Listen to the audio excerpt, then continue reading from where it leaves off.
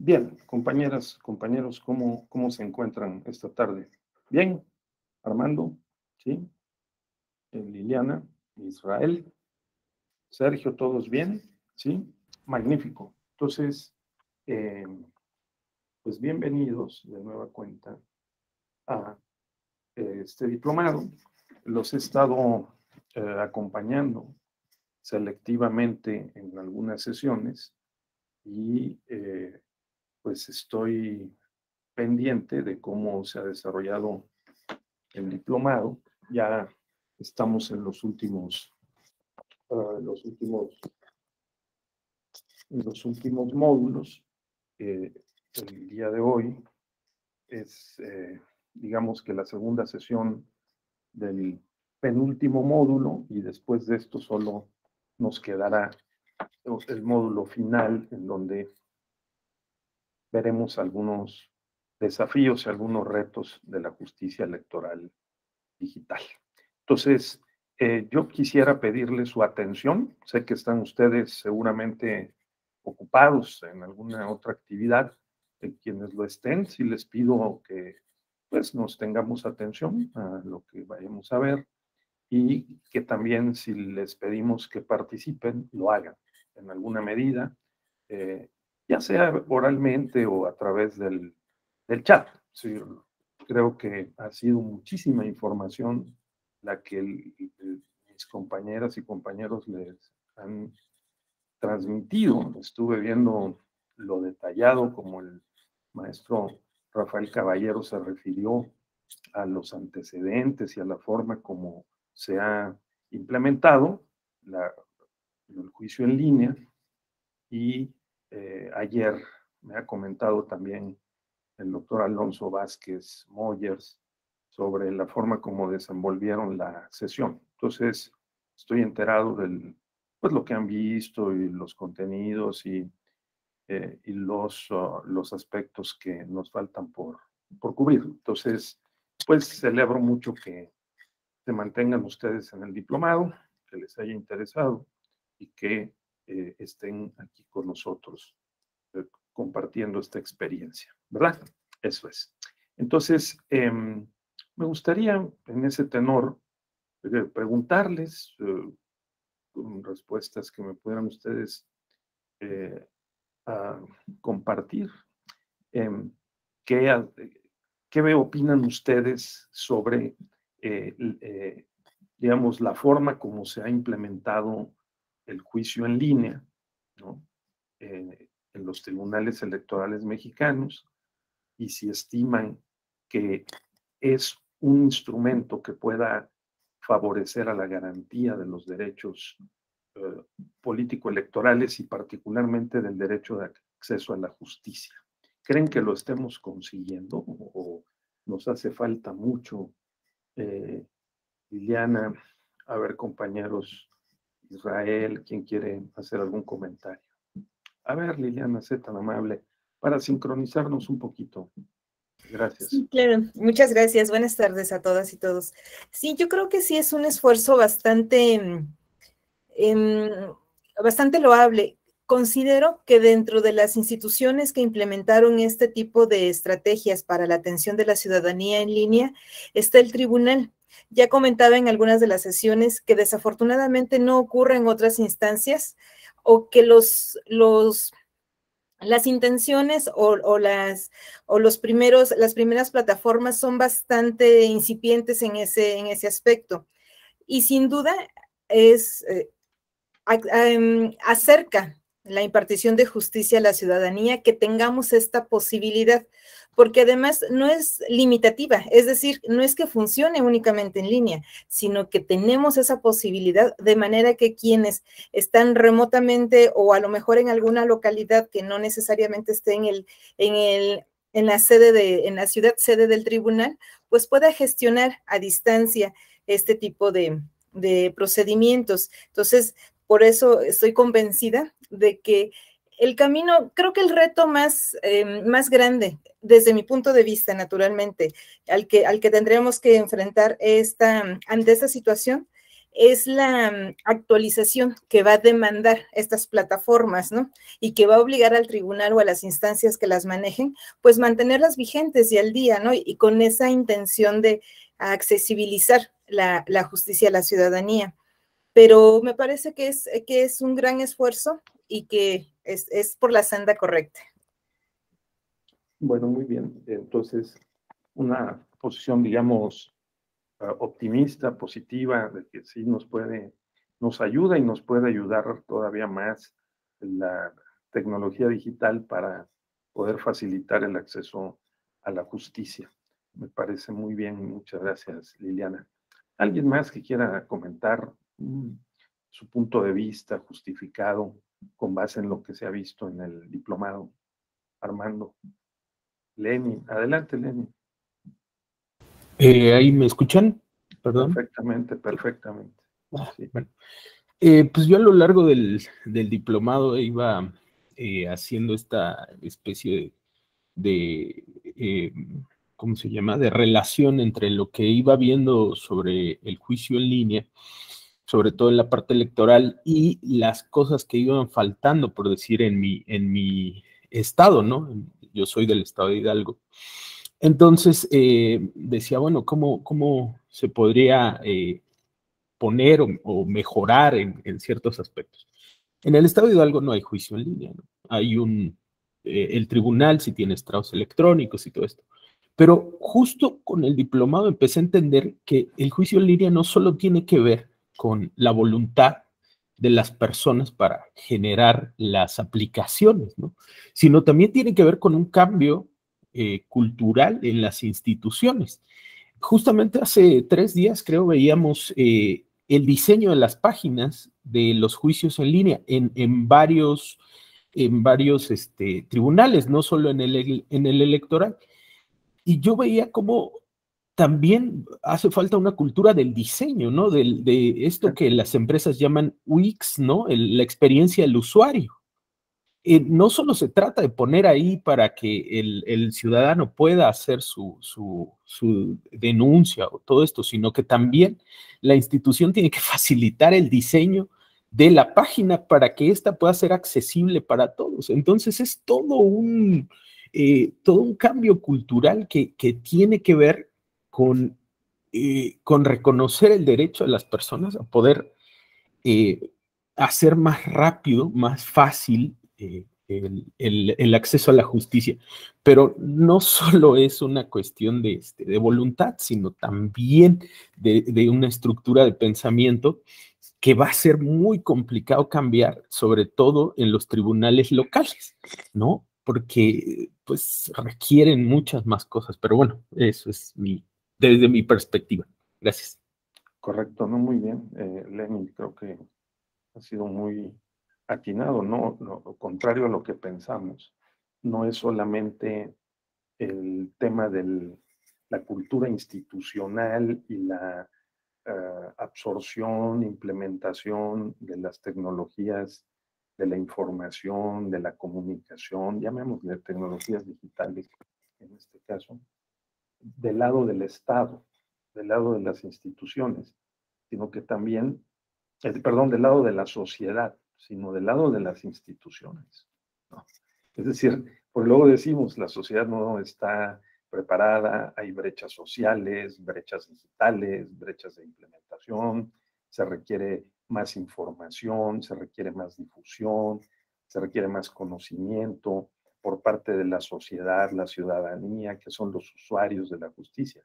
Pero también se requiere lo mismo del lado de la oferta, ¿no? De las instituciones de la justicia, particularmente, dice el Lenin, en ámbitos locales. Sí, a mí también me llamó la atención, los estuve acompañando cuando el maestro Rafael Caballero mostró la disparidad que hay entre los diferentes portales de diferentes tribunales electorales locales.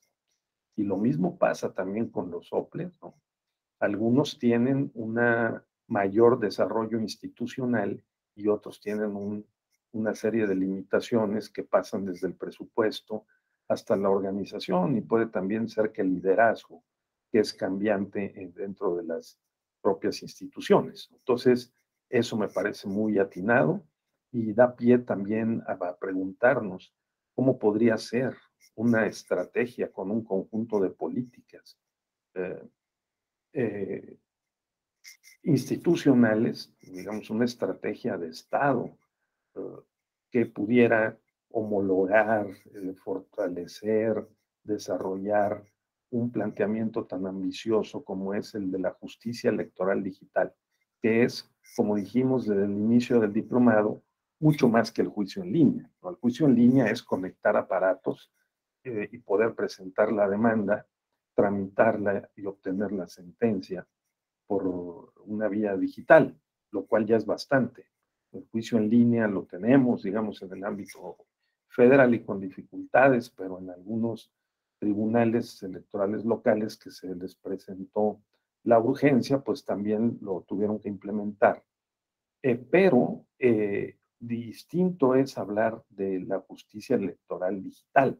O sea, sería una estrategia de Estado general, integral, que estableciera, pues, primero los objetivos, luego los métodos, los instrumentos, los recursos, ¿no? Y la capacitación, la formación, que nos llevara en un plazo razonable a contar con un instrumento de esa dimensión, de esa magnitud. Vean, por ejemplo, ahorita te doy la palabra, Armando, con mucho gusto. Vean, por ejemplo, el Sistema Nacional de Transparencia, de acceso a la información pública, cómo existe la Plataforma Nacional de Transparencia. Es un sistema nacional, es una plataforma en donde se pueden encontrar primero a todos los sujetos obligados. En el ámbito federal, ahí yo lo dejé en cerca de 900 sujetos obligados, considerando a todos los poderes y todas las instituciones que reciben presupuesto y que por lo tanto están obligadas a colocar en la plataforma la información sobre su estructura, su funcionamiento y el ejercicio de los recursos públicos de que disponen. Entonces, esa plataforma que costó mucho trabajo ya va en su segunda y yo creo que va rumbo a su tercera versión, ¿no? Y bueno, ha sido un avance muy importante, ¿no? Considerar que pudiéramos tener una plataforma nacional de las instituciones que imparten justicia electoral podría ser un paso ambicioso, pero de ninguna manera descabellado, ¿no? Sino factible, y sobre todo que pudiera haber, digamos, una operatividad y una eficacia en la tramitación de los juicios y que desde luego avanzara también el derecho digital, ¿no? El derecho en el entorno digital, de tal manera que pudiéramos mantener unos estándares suficientes, idóneos, eficaces, efectivos de seguridad. Por una parte de seguridad siempre habrá riesgos, pues vean, si hackean a la Sedena, ¿no? O si Assange hackeó al Pentágono, pues como no van a hackear la Plataforma Nacional de Transparencia o la de Justicia Electoral si es que hubieran. O sea, eso siempre será un riesgo, pero siempre habrá también esfuerzos para colocar las garantías técnicas suficientes para que eso no ocurra. Entonces, eso. Bien, me detengo, pero vamos a dar la palabra a Armando Acosta. Por favor, Armando. ¿Qué tal? Buenas tardes, doctor. Buenas tardes, compañeras, compañeros. Únicamente para hacer una pequeña remembranza. El juicio en línea en el Tribunal Electoral, recordemos que surge por una necesidad, la necesidad a la que nos obliga la emergencia sanitaria.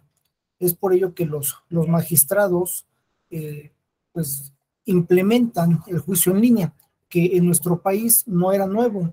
Ya como hemos visto en clases anteriores en el diplomado, algunas autoridades fiscales, autoridades administrativas ya contaban con este servicio, ya contaban con la implementación de este juicio. Si bien es cierto, en materia electoral surge, reitero, a cargo de una necesidad. Lo cierto es que va bien desde mi punto de vista, va mejorando, no es perfecto, es perfectible y como bien lo acaban de referir, hace falta que de acuerdo a cómo vaya avanzando el tiempo, nuestras autoridades brinden un poco más de presupuesto para ir perfeccionando el acceso para la ciudadanía, para los justiciables, para que se vaya perfeccionando desde una visión atractiva en la plataforma, que los banners, los iconos sean funcionales, y sobre todo en el trabajo que estoy presentando o que voy a presentar para el trabajo final del diplomado, hago incluso referencia que en un aspecto que pudiera llamarlo un poco ambicioso, que no solamente se imparta la justicia en el ámbito electoral a través de línea, sino que el tribunal pueda ofertar algunos otros servicios a través de este medio. Entonces, desde mi punto de vista, creo que el tribunal va bien, es una de las mejores plataformas para que los justiciables tengamos acceso a la justicia en línea. Es cuestión de que nos sumemos en la medida de lo posible como ciudadanía, los partidos políticos que hagan su trabajo también, las propias autoridades administrativas y las autoridades judiciales, todos juntos para fortalecer este tipo de impartición de justicia. Gracias. Muy bien, Armando, muchas gracias. Entonces, digamos, coincidimos en la noción o en la representación de que, digamos, la justicia electoral digital, como en general la justicia digital, le esperan todavía avances muy importantes para ser más integral, más completa, más operativa, ¿no? Y eso requiere, pues como dijimos, un conjunto de políticas, ¿no? de elementos para consolidarla, correcto. Y particularmente que no sea solo el juicio en línea, se pueden aportar otros servicios, las plataformas podrían ser integrales y facilitar mucho el acceso a la justicia si también fuera fácil y estuviera integrado el uso de documentación, jurisprudencia y otros insumos para poder operar estos instrumentos. Ustedes vieron cómo dentro de la plataforma del sitio donde se opera el juicio en línea, hay mucha información, o sea, si hay bibliografía, hay bastantes elementos que pueden servir, de manera que sí se ahorra tiempo, recursos, si se tramita la FIDEL y se toma uno el tiempo, ¿verdad? Desde el punto de vista de los litigantes, de los partidos, de los justiciables, para poder utilizar este instrumento, abate costos, facilita las cosas. Y desde luego ahí donde haya algunas vulnerabilidades o incertidumbres, pues el trabajo del legislador con la reforma electoral que viene y con los desarrollos que hemos observado en el ámbito institucional de la operación de esta modalidad, digamos, de acceso a la justicia, pues también pueden ser de utilidad para consolidar este instrumento. Muy bien, muchas gracias, Armando. Israel Zetanamandi, por favor. Gracias, buenas tardes a todos. Pues bien, en relación a su pregunta, yo considero que todo esto que se ha venido implementando a raíz de una necesidad, pues más bien de la sociedad, de una necesidad ante un peligro por el tema de la salud, pues considero que se han generado como áreas de oportunidad en general, específicamente en el tema pues electoral, que es el que nos atañe. Pienso que son áreas de oportunidad que todavía se pueden mejorar mucho, ¿no? Y que, como bien lo decían, finalmente tiene que haber voluntad y tiene que haber trabajo de todos los actores políticos, incluso la misma sociedad, ¿no? Porque esto tendría que volverse, el hecho de hacer accesible o de tener una justicia, pues, digital, accesible, entendible, menos costosa, como dicen, tendría que venir también desde el mismo Congreso, por ejemplo, ¿no? Que esto se legislara ya, que ya existiera una verdadera legislación en relación a cómo operarlo, que pudiera, pues los actores políticos también participar con todo esto que ellos pueden aportar desde el trabajo que tienen más cercano a la sociedad. Por ejemplo, pienso en que de repente, tal vez para algunas generaciones como nosotros, ¿no? Que no estamos o que no nacimos como ahora, ya los niños están muy relacionados con la tecnología, quizá para nosotros suena como algo diferente, algo novedoso, algo que no habíamos visto, de repente se nos hace hasta como un poco impensable algunas cuestiones en temas jurídicos, voltear a verlos desde la parte digital, pero las nuevas generaciones ya vienen como con ese chip, ¿no? O sea, ya podemos ver ahora a los niños operando un teléfono inteligente, no sé, juegos de realidad virtual que en nuestros tiempos probablemente no era tan pensable, ¿no? Entonces, las nuevas generaciones ya vienen preparadas para todo esto, ¿no? Entonces, ahora hay que adaptar todo el andamiaje jurídico, el andamiaje institucional, las plataformas, y evidentemente es un tema en donde se tiene que invertir mucho, porque un desarrollador informático, como decían hace rato también, por ejemplo, en el tema de hacer atractivas todas estas páginas, de que la gente las entienda incluso, ¿no? Que puede suceder, o sea, nosotros hemos visto que, por ejemplo, hay aplicaciones que tienen mucho éxito porque tienen esas características de ser fáciles de operar, de ser sencillas de descargar y que el público puede acceder de manera muy eficaz y puede operarlas sin ningún problema, no necesita de un guión para poder saber qué es lo que tiene que ir haciendo, ¿no? En este caso, pues también tendría que avanzarse hacia ese aspecto a efecto de poder hacer accesible el tema de que la sociedad, el justiciable, quien tenga un asunto en el ámbito electoral, pues pueda acceder a este tipo de justicia. Obviamente esto pasa por algo muy primordial y que lo hemos venido mencionando a lo largo de este curso, que es el tema de la brecha digital, que también es un aspecto pues todavía pendiente con respecto al Estado. Todavía hay comunidades en donde no hay un acceso pues a Internet, y lo cual afecta principalmente a grupos pues minoritarios, ¿no? A las minorías que de repente son las que ven vulnerados sus derechos por no tener este acceso a poder ejercer estos derechos que además están plasmados en la Constitución. No es algo que esté recién surgido, ¿no? O que apenas se esté discutiendo. Entonces, tendremos que pasar por todo ello, pero pienso que es un gran avance y finalmente todos son experiencias y la retroalimentación nos irá llevando a perfeccionar este tipo de acceso a la justicia. Correcto, muy bien, Israel.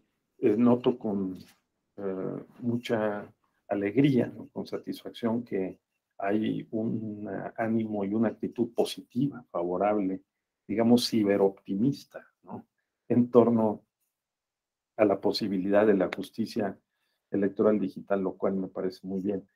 Alondra, ¿nos das a tu punto de vista? Sí, vamos a conversar un poco más para seguir sincronizando antes de que yo les transmita alguna información adicional a toda la que ya disponen ustedes a lo largo del 80% del diplomado que hemos cursado. A ver, por favor. Sí, buenas tardes. Pues sí, compartiendo todo lo que han dicho el compañero, en efecto, en este tema, bueno, en este diplomado hemos visto la evolución en cuanto a la justicia digital, lo importante de tanto el acceso a las personas, el que todas tengan la oportunidad de acceder a la información y también que las dependencias, instituciones, tribunales, autoridades den ese acceso también a tener esa relación digital, más que nada porque pues la pandemia nos ha obligado a ello y también a modernizarnos, ¿no? Independientemente que haya o no pandemia, pues tener esa oportunidad como hoy que estamos todos aquí reunidos, bueno, de diferentes lugares y estamos atendiendo lo que es este diplomado de manera digital. Yo creo que más que nada ahí podemos ver el avance y las riquezas que tenemos y las oportunidades que podemos aprovechar independientemente de lo que no estemos físicamente en un aula, pues aquí estamos compartiendo conocimientos de manera digital y yo creo que eso enriquece muchísimo más este tema y la importancia porque actualmente pues no teníamos conocimiento hasta dónde abarca la información, como anteriormente nos daban en clases anteriores los accesos que se han brindado tanto en link, en páginas donde están difundiendo la manera de tener lo que es el litigio virtual, por decirlo así, como abogados que litigan, también podemos tener el acceso a esa autoridad, ya no es necesario ir presencialmente, entregar un escrito, demanda o a dar seguimiento, o incluso, pues ya ve que podemos ver y participar desde las sesiones que se llevan con las diferentes autoridades. Entonces, yo creo que ha sido muy enriquecedor todos los temas planteados y las enseñanzas proporcionadas por ustedes. Muchas gracias.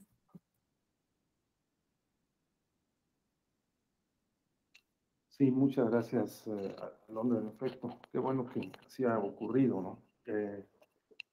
Me parece también muy valiosa tu punto de vista y bueno, pues es un proceso ciertamente que va avanzando y quisiéramos que fuera más rápido.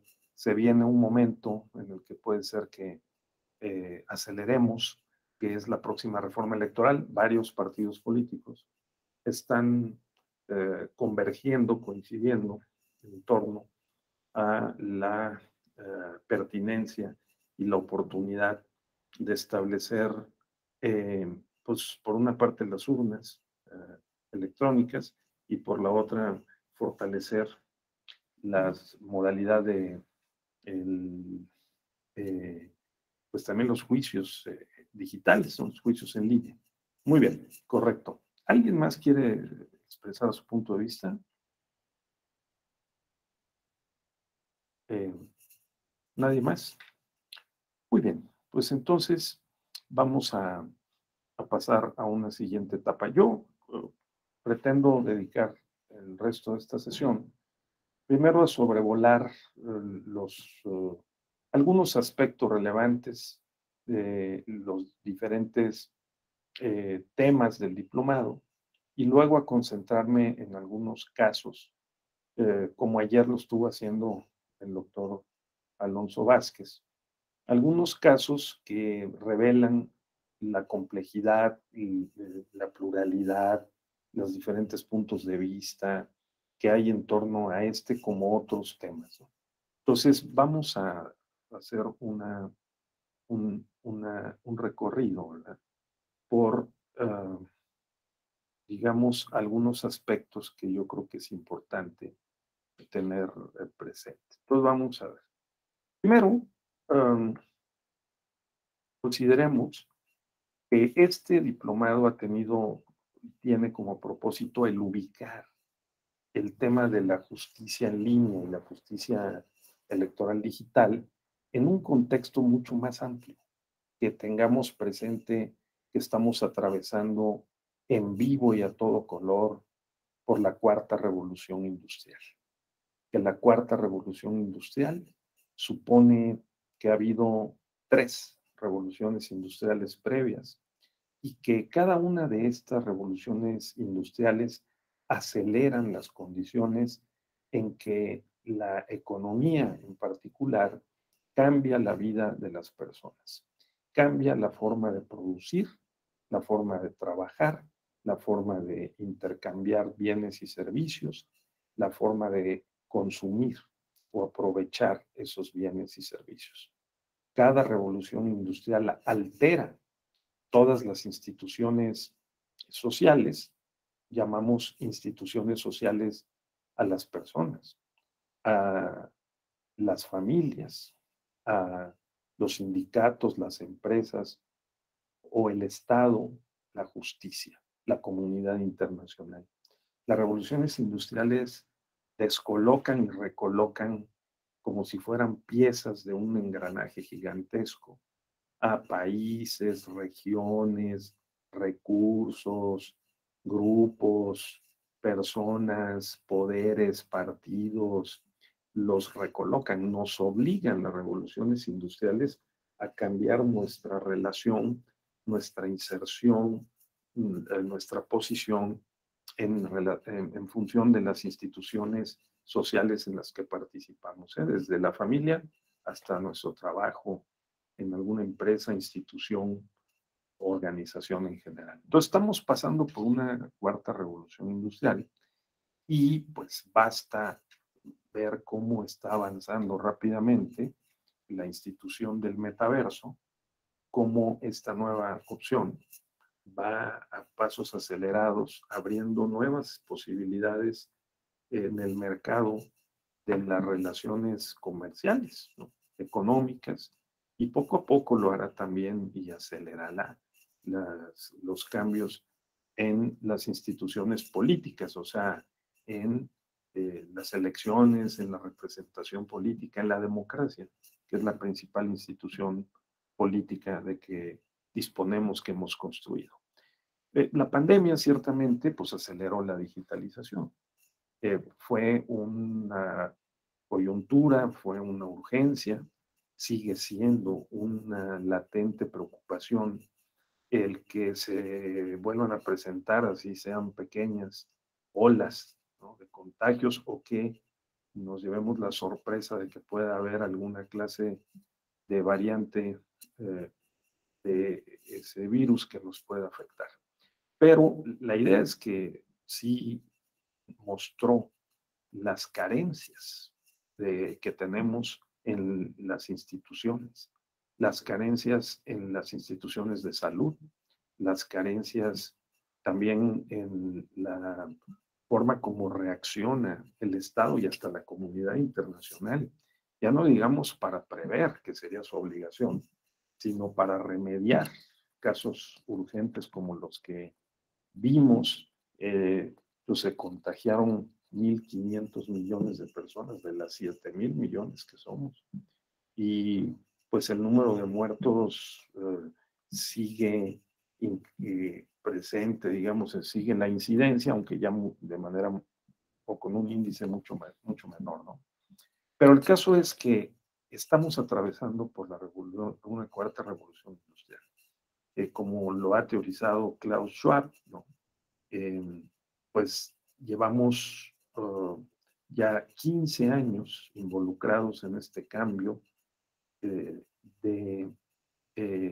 profundo, ¿no?, desde el año 2008-2009, en que se ha desatado esta febril aceleración de las innovaciones, sobre todo biotecnológicas, digitales, y también de las nuevas fuentes de energía. Entonces, tengamos eso presente porque esa es el primer acercamiento de este diplomado, la cuarta revolución industrial, que es no una nueva aceleración de las condiciones en que producimos, trabajamos, intercambiamos, consumimos, que altera todas las instituciones y altera la justicia. Altera la justicia, altera también la institución de la abogacía. Hace pues 15 años, Richard Susskind, precisamente, al elaborar su tesis de doctorado en la Universidad de California, planteó y alertó de que los abogados podríamos quedar atrás por el desfase, lo que dijeron ustedes hace un rato, entre el avance de la tecnología y lo lento con lo que evoluciona la cultura, ¿no?, y el derecho que regula ese fenómeno de las tecnologías. Particularmente, el abogado del mañana, decía Richard Susskind desde entonces, pues es un abogado que si no se adapta y si no se vuelve propiamente digital, tecnológico, y si sus despachos y sus formas de trabajar no absorben y aplican estas nuevas tecnologías, pues se van a rezagar. El informe Alter Work que encargó o que realizó una empresa española a inicios de este año dijo qué pasó con la profecía de Richard Susskind, ¿no? Y lo que pasó es que se ha cumplido en parte y en parte no. En parte hemos avanzado, en parte la tecnología ciertamente está presente, pero también de una manera desnivelada, digamos, con altibajos. Tampoco ha sido una tragedia, todavía no, por lo menos para aquellos abogados que no utilizan el juicio en línea, tampoco han salido del mercado, o los grandes despachos sí pueden sacar una ventaja, pero también mientras, como se dijo aquí, las instituciones no se adapten y las instituciones no actualicen y las instituciones no operen con el derecho digital, ¿verdad? Y no haya un código, sino un conjunto de recomendaciones generales y criterios para el uso de la tecnología en las instituciones, particularmente en las instituciones de justicia, pues entonces también esta urgencia y el desafío de las tecnologías para la abogacía no será tan determinante, por lo menos de inmediato. Entonces tenemos unos 15 años desde que Richard Susskind planteó este desafío y el informe Alterworld dice, bueno, sí y no.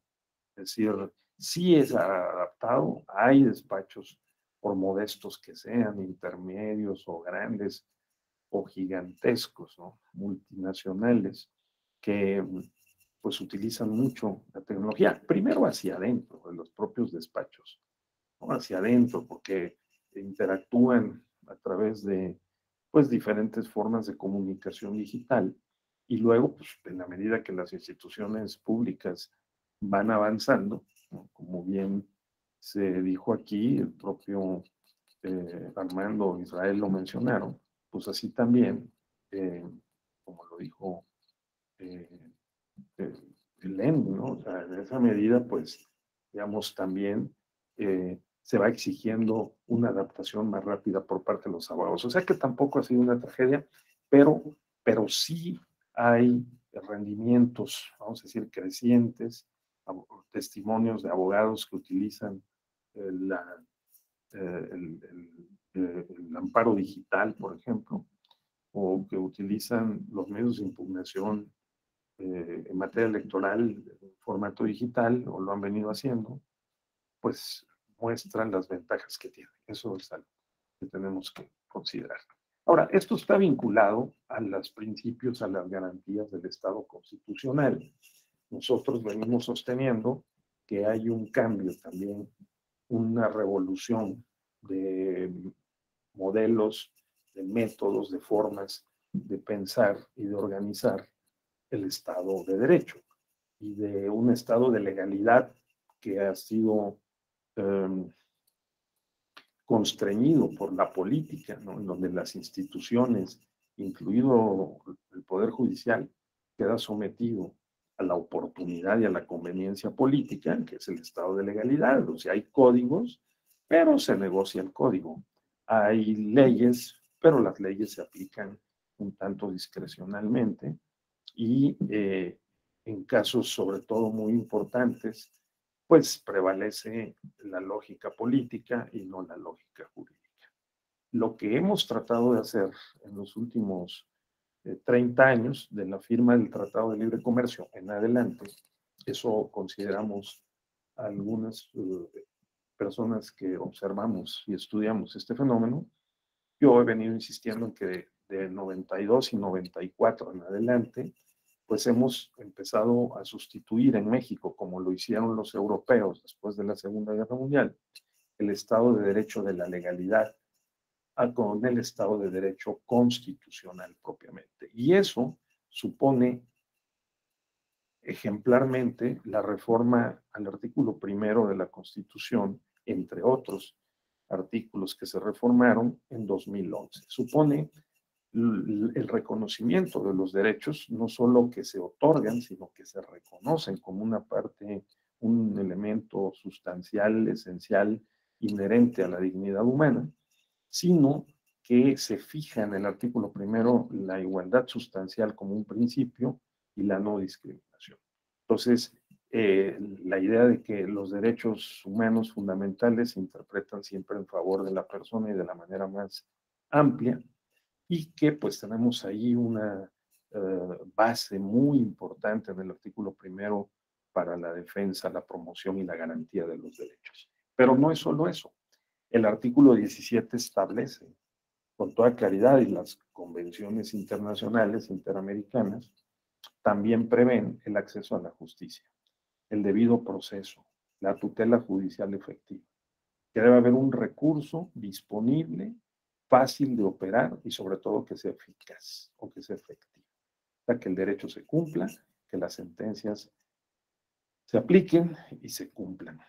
Esto supone que tenemos, por lo tanto, una organización judicial que está diseñada adecuadamente para poder facilitar el acceso a la justicia. En condiciones pandémicas y además en las condiciones de sociedades tan complejas como las que tenemos ahora, que del siglo XX al siglo XXI pues, se transformaron en sociedades masivas, ¿no?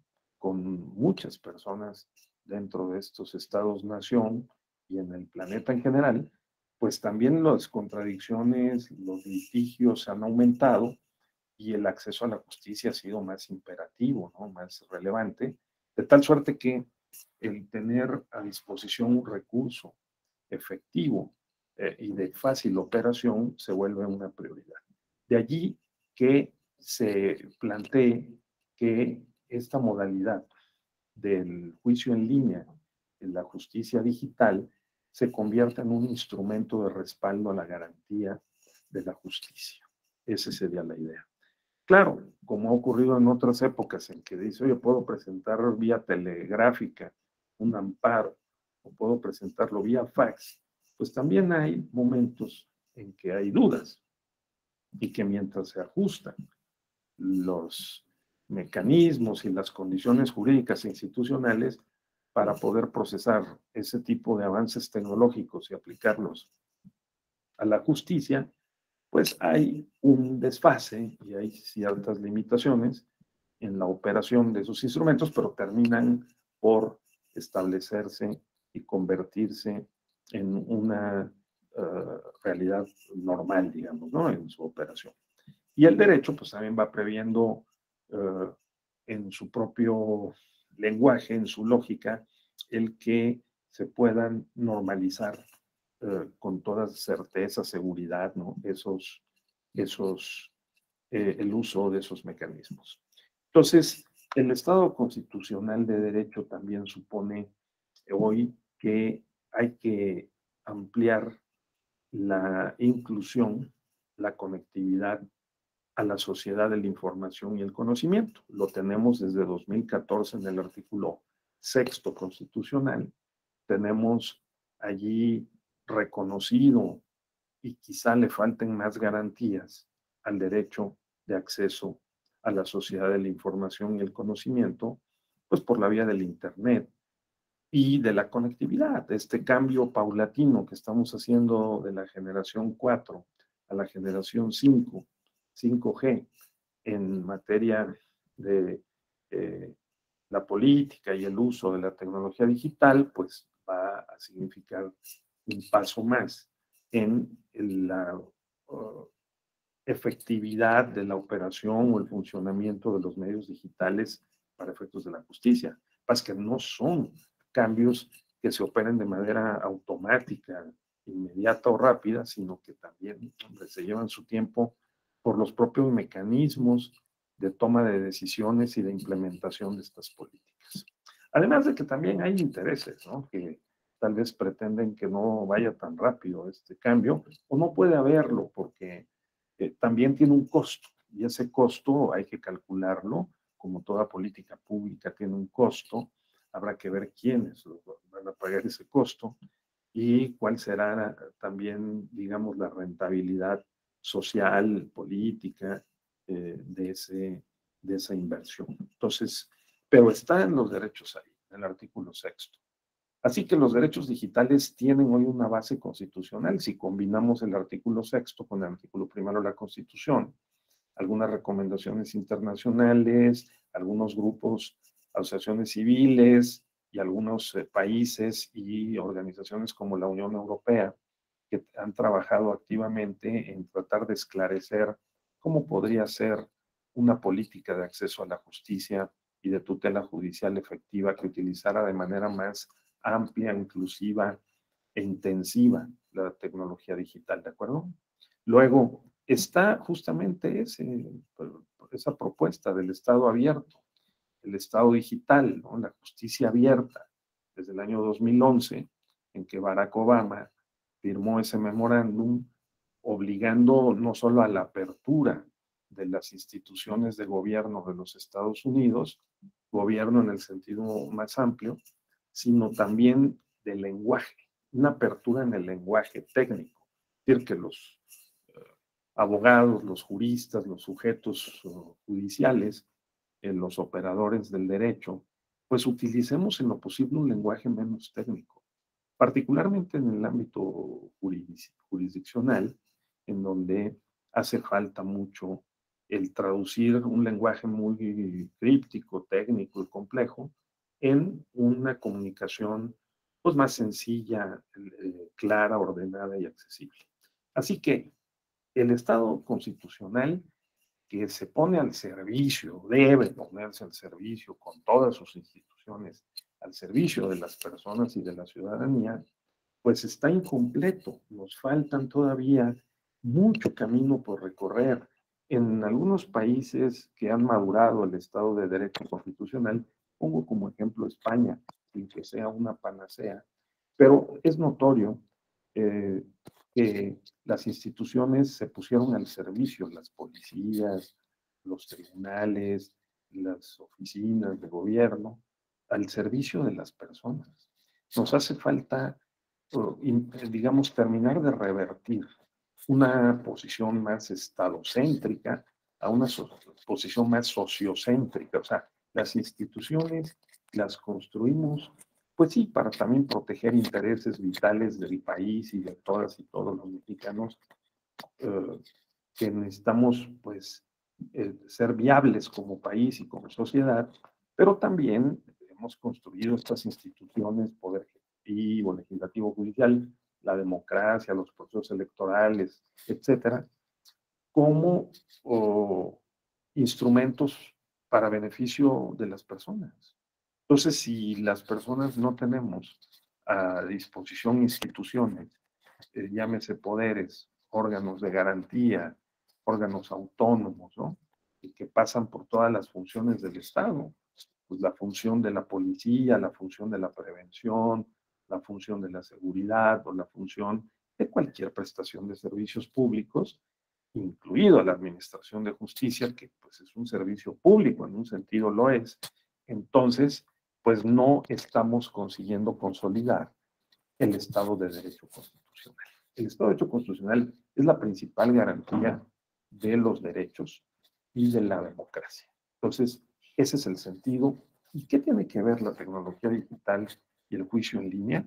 Pues que es parte de esa garantía.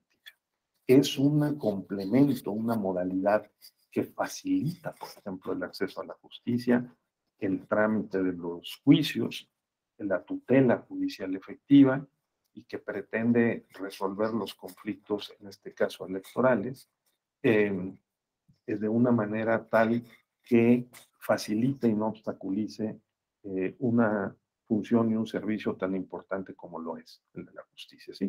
Bien. Luego está el hecho de que aparte, pues hemos recabado datos de que hay una mayoría, como ustedes lo revelan en la conversación que tuvimos al inicio de la sesión, en favor de la tecnología digital y de la justicia abierta.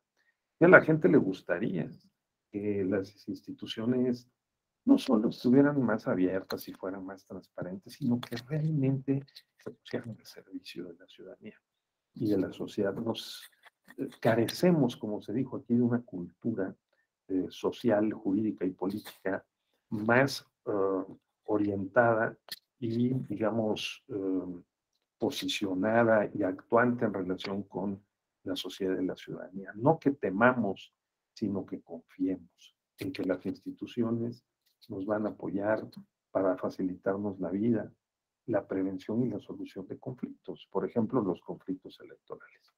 Así que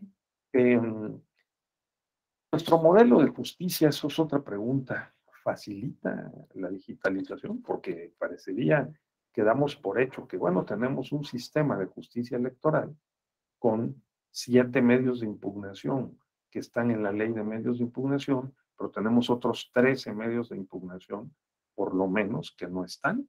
que han sido creados por acuerdos de sala o por sentencias y jurisprudencias de la sala superior, ¿no? De repente vemos incluso que la Corte también amplía la competencia, amplía la procedencia de algunos medios impugnativos, por ejemplo, las controversias constitucionales, y entonces nos preguntamos si ese fue el mandato que le dimos al legislador o si la forma como han sido creados estos medios, digamos, hacen más compleja y no más sencilla la forma en que funciona la justicia, porque también en la medida en que sea más complejo el sistema de medios de impugnación, en esa medida también será más complejo que podamos establecer un modelo de justicia digital y que lo operemos.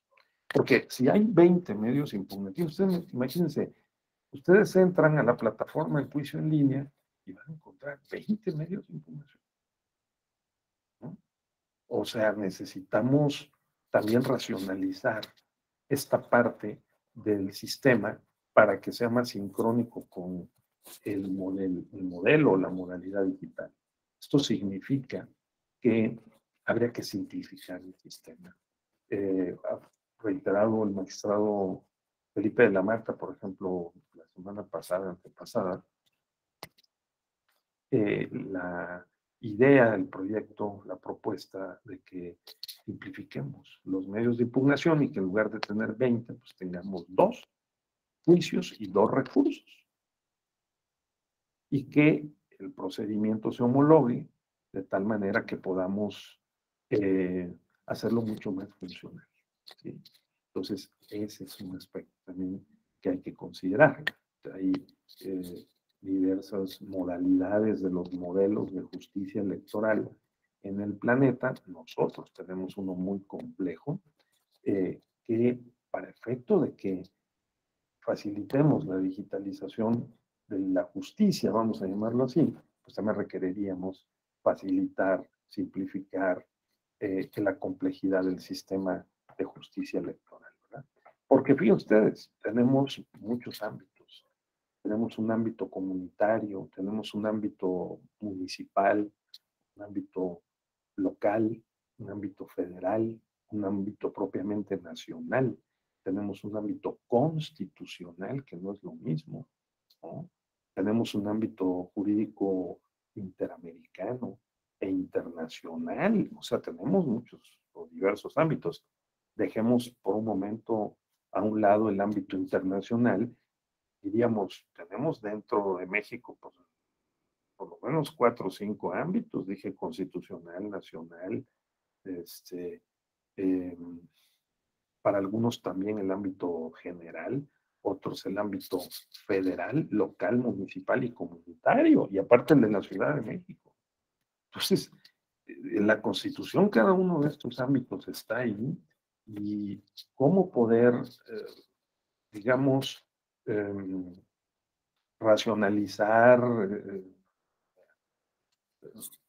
reorganizar, ¿no? De una manera más sencilla el acceso a la justicia en relación con esos ámbitos eh, para que funcione el juicio en línea o la justicia electoral digital.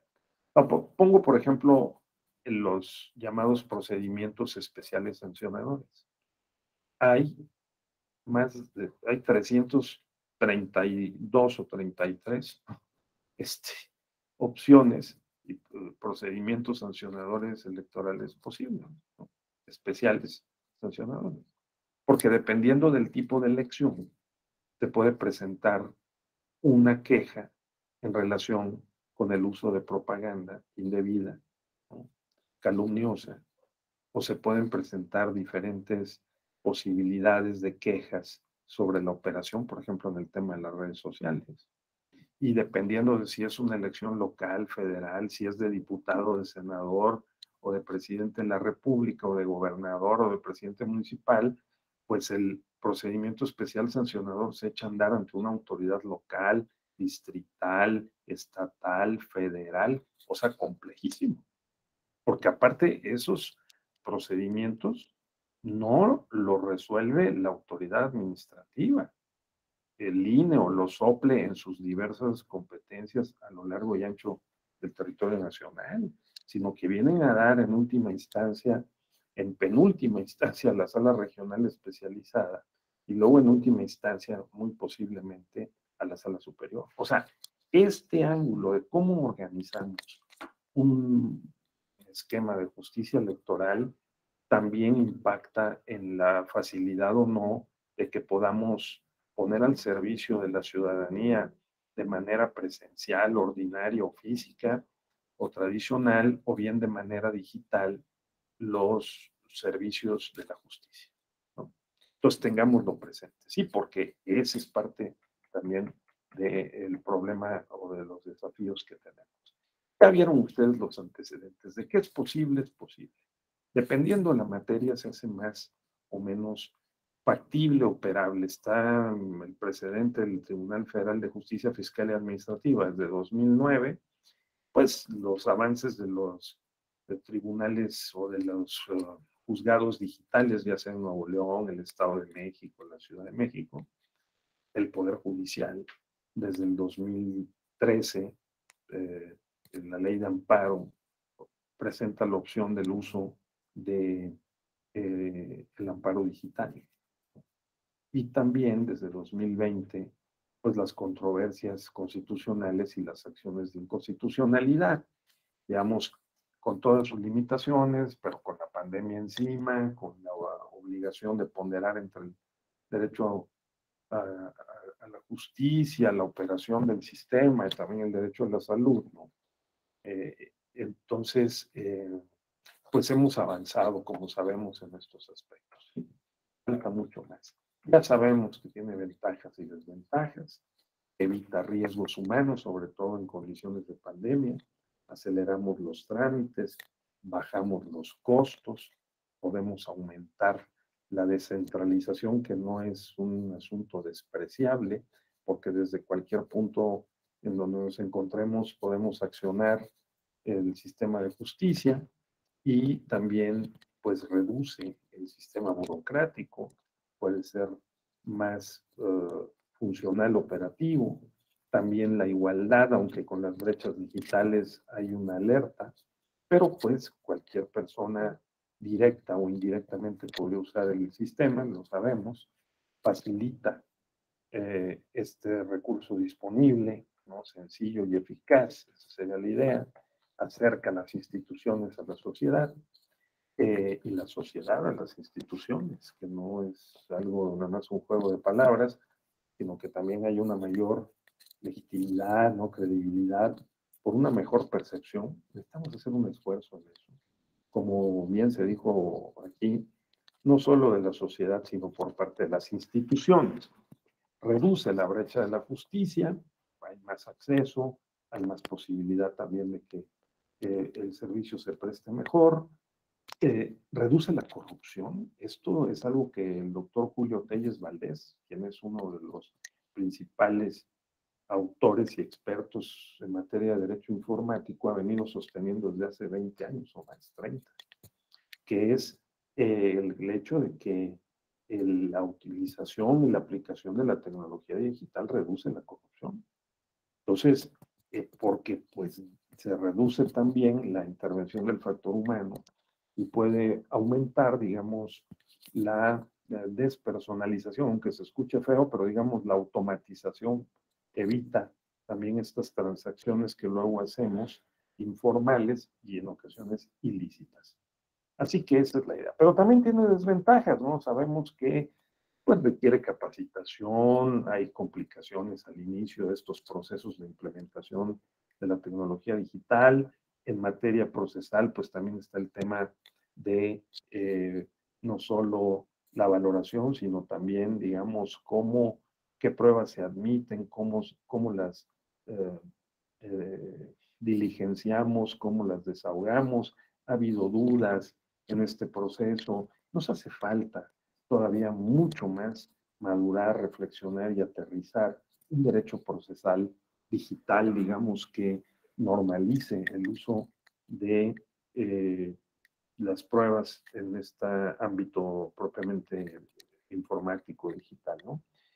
También la idea de que hacia adentro pues falta publicidad en los juicios, puede ser que pues es un asunto entre los usuarios digitales de la justicia, tanto los justiciables como los jueces o magistrados, y se pierde un poquito como que la visibilidad de lo que está pasando, además de los riesgos informáticos que ya mencionábamos, ¿no? Que es otro aspecto también relevante.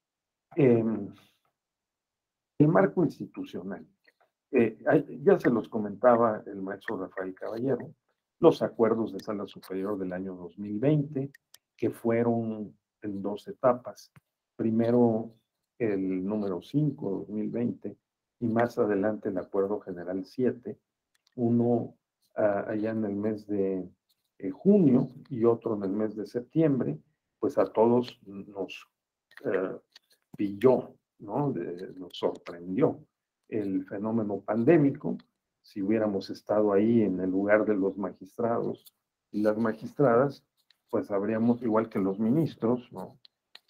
Habríamos hecho probablemente lo mismo, es decir, primero ver de qué tamaño era la amenaza, el riesgo y las implicaciones de la pandemia, y luego ir tomando las medidas que permitieran gradualmente hacerle frente o responder a esos riesgos y desafíos, y eso fue lo que se hizo. O sea, primero se autorizó, lo cual pues había cierta base reglamentaria, pero pues no de una manera clara, pues hacer las audiencias, hacer las sesiones de resolución de la Sala Superior a través de Zoom, ¿no? O a través de alguna plataforma, de tal manera que, no sé si ustedes recuerdan, pero pues incluso fue objeto de muchas críticas muy, muy duras a la Sala Superior, el que pues se hizo por correo electrónico. O sea, los magistrados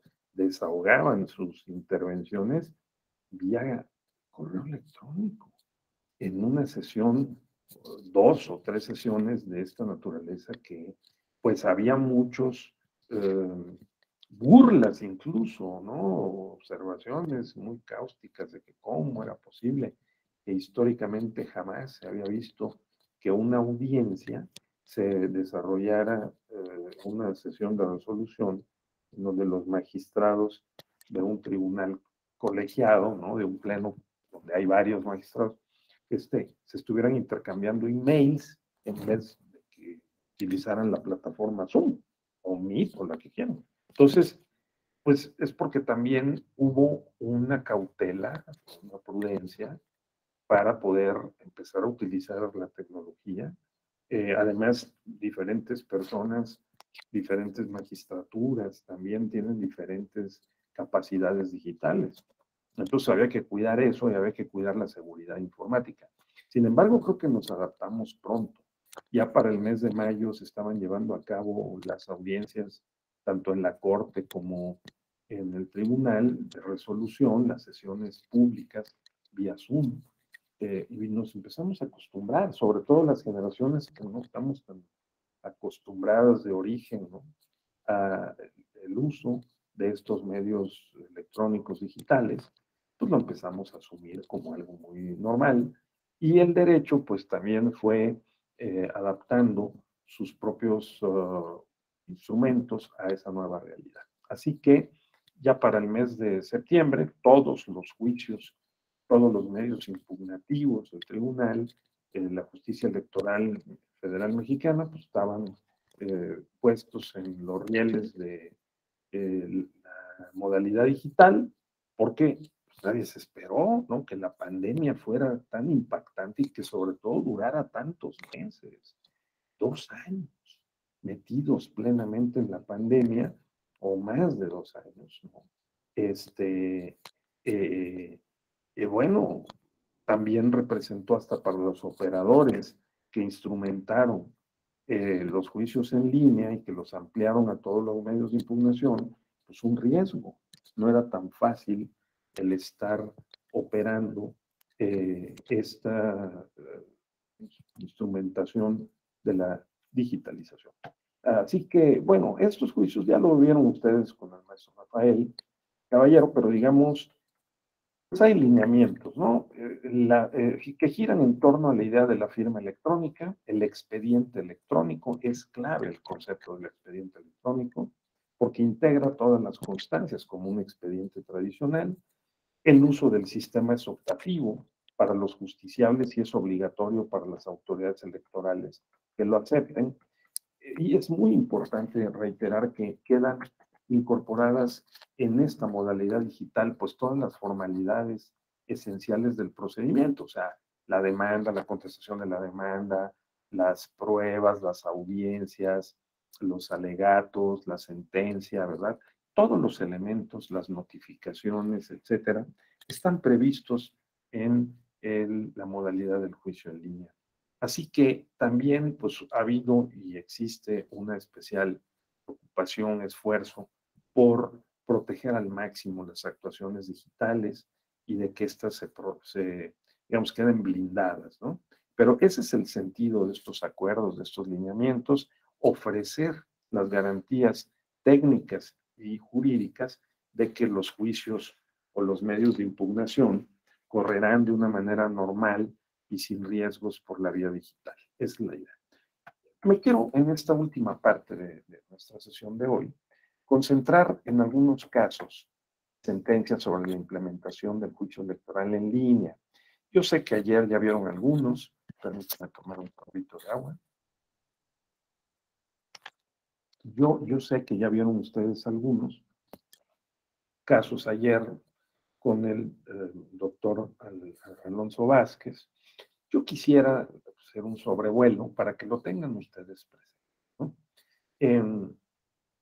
Hay múltiples casos. Como veremos la semana que viene con mayor detalle, pues en el informe del presidente Reyes Rodríguez ante la Suprema Corte de Justicia de la Nación, el último informe pues dio cuenta de que se han presentado, no muchos, pero sí se presentaron durante la pandemia, pues alrededor de unos 350 casos de juicios en modalidad digital. Pero no fue fácil, porque estamos hablando de una coyuntura histórica, que es la pandemia. Alguien puede decir, ¿cómo 340? Sí, en medio de aproximadamente un promedio de 10,000 asuntos que resuelve el Tribunal Electoral en su conjunto con todas las salas y la sala superior, pues alguien diría que 350 no es ni el 10%, ¿no? Y efectivamente, pero tampoco podíamos esperar que hubiera una ola, ¿no?, gigantesca de usuarios que se adaptaran a la modalidad digital. En general, toda la actividad pública se deprimió, ¿no? Fue menor, se redujo, pues también los litigios. Entonces, hay algunos casos que vale la pena tener presente que reflejan la dificultad de poder adaptar, ¿no? Y de, como se dijo aquí, sincronizar la cultura jurídica y operativa de los ciudadanos y de las instituciones. Por ejemplo, refiero a este caso que ha habido varios, pero este SUP, recurso de reconsideración 74-2020, que se resolvió en mayo del 2020, en el que, por ejemplo, miren ustedes, como la Sala Superior confirmó unas medidas cautelares, o sea, precautorias y prudenciales, que dictó la Sala Regional Jalapa a favor de un ex candidato a la presidencia municipal de un pequeño municipio que elige por usos y costumbres o sistema normativo interno en Oaxaca, que es San Pedro Mártir. ¿Por qué? Pues porque él perdió las elecciones. Y él presentó varios medios de impugnación y llegado un punto, él sostiene que el presidente municipal, a través de una tercera persona, lo amenazó, que le advirtió que dejara de estar presentando medios impugnativos y que dejara de dar lata porque si no se iba a tener a las consecuencias. Entonces, él presentó a través de un correo electrónico, ¿no?, en donde no firmó, pues, porque era muy complicado. El pueblito de San Pedro Mártir está alejado 4 o 5 horas de la capital del estado y apenas si hay por ahí algún café internet, ¿no? Entonces, pues él presentó el medio de impugnación como pudo, o sea, esta solicitud de medidas cautelares a la sala Jalapa. La sala Jalapa del Tribunal Electoral concedió esas medidas cautelares dándole vista, o sea, mandando a decir a la Fiscalía, a la de Oaxaca, a la Secretaría de Seguridad Pública, a la Secretaría General de Gobierno, oye, me llegó este email solicitando unas medidas cautelares, lo hago de tu conocimiento para que atiendas el caso, ¿no? Porque fíjense ustedes, digamos, aún sin firma y aún cuando no había posibilidades de presentarse a ratificar la solicitud, pues me parece que en un caso extremo, que eso fue lo que se argumentó, ¿sí? Porque el presidente municipal vino a decir, oye, les están mintiendo, yo jamás lo he amenazado, ¿sí? Oye, además les presentaron la solicitud por correo electrónico, no la firmó la solicitud, los hechos que narra son falsos, no se aportó ninguna prueba para demostrar esos hechos. De todas maneras, es prudencia, ¿no? Que en un caso así se concedan esas medidas y sirva el medio digital para poder, digamos, prever un asunto mayor, ¿no? O una desgracia. Entonces, tanto la sala regional de Jalapa como la sala superior estimaron que pues había un indicio, ahí una cierta, no se va a tomar la molestia nada más de presentar el medio electrónico, así además había impugnado bien legítimamente el ex candidato a la presidencia municipal, el candidato perdedor, había impugnado la elección. Entonces había indicios en el caso para suponer que sí había una posibilidad de que se pusiera en riesgo su integridad, ¿verdad? Así que la idea es que pues se validó el uso de manera excepcional del email en el contexto pandémico sin firma para una medida cautelar, pero había indicios, no indicios, había elementos objetivos para decir, bueno, y este personaje sí perdió las elecciones y pues se puede presumir que puede haber un riesgo a su integridad. Así que ese es un caso que creo que vale la pena tener presente de cómo es que se fue dando, digamos, en los hechos, como suelen ocurrir las cosas en la práctica, este tipo de operaciones de medios impugnativos, ¿no? Luego, por la vía digital, otro caso oaxaqueño, el 26 de 2020, porque aquí el asunto está en que en varios casos el Tribunal Electoral del Estado de Oaxaca estuvo, digamos, argumentando de que no contaba con los recursos presupuestales, que las condiciones materiales y la complejidad del estado de Oaxaca, orográficamente, o sea, pueblos muy fragmentados, lugares muy lejanos, ¿no? En la orografía, y que dijo, ¿saben qué? Pues es que es muy difícil establecer un sistema de notificaciones vía email. Y la sala superior dijo, mira, tienes que hacer lo más que puedas para implementarlo en tanto perdura la contingencia sanitaria. O sea, no me digas que no puedes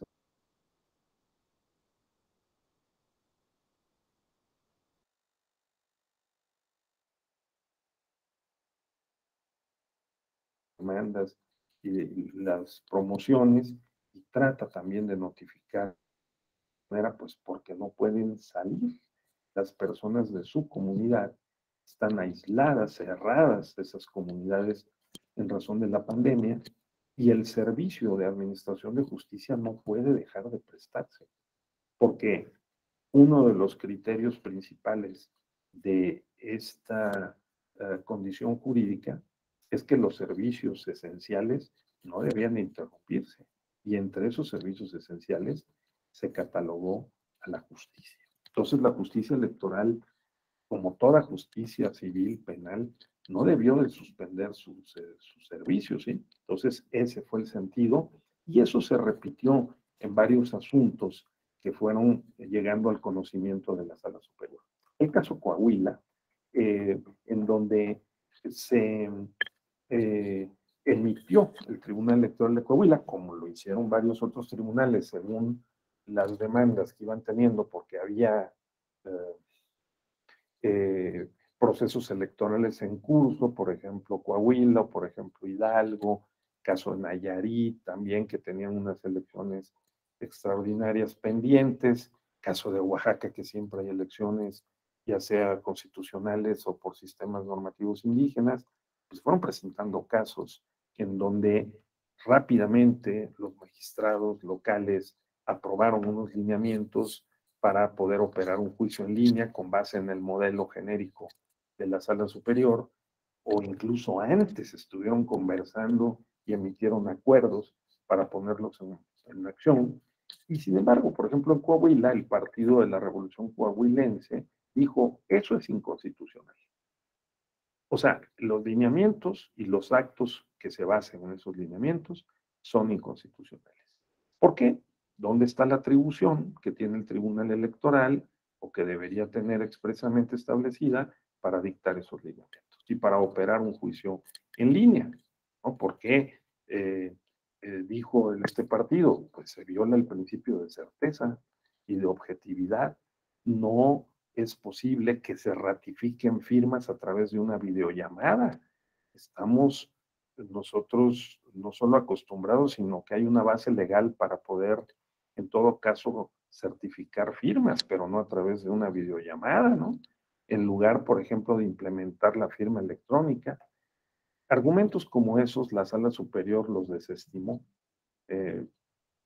Estableció que analizando en detalle esos lineamientos, sí previeron mecanismos para cerciorarse de la identidad del actor o de los que presentan las promociones, ¿no? Acompañando una certificación notarial que también la pudieron gestionar vía digital. Eso es donde estamos, digamos, un tanto atorados en términos del desarrollo del propio derecho digital, pero bueno, vamos avanzando. También se argumentó que pues, la vulneración de la seguridad informática era posible, porque pues si se autorizó en esos lineamientos que se pudiera usar la plataforma Zoom, esta podía ser endeble, vulnerable. Pero la Sala Superior dijo, no me ofreces una prueba objetiva que acredite tus pretensiones, no hay un dictamen pericial, no hay una opinión técnica de cuál es el grado de riesgo, me estás haciendo un conjunto de expresiones genéricas que no tienen fundamento, ¿sí? O que no tienen, digamos, respaldo. Ante la idea de que el Tribunal Electoral local, con base en esos lineamientos, podía decir, estos casos son urgentes y estos no, el Partido Coahuilense de la Revolución Coahuilense dijo, oye, pues es que es un grado de arbitrariedad inadmisible. O sea, tú vas a decir cuáles y cuáles no son urgentes, ¿sí? Pero la Sala Superior advirtió que por fuera o paralelamente a esos lineamientos, ya el Tribunal Electoral coahuilense había emitido un acuerdo en el que establecía los criterios para calificar como urgente o no el tipo de casos que podían presentarse a través de la modalidad digital, ¿verdad? La Sala Superior reiteró y reforzó esta declaración de validez, vamos a decir, de esos lineamientos para el uso de los juicios en línea en Coahuila, diciendo que precisamente los lineamientos estaban orientados a no interrumpir el servicio de la justicia electoral y no como lo decía el partido coahuilense, que es el que planteaba que no estaba claro que se persiguiera ese objetivo de no interrumpir la impartición de la justicia. En Durango también ocurrió otro tanto.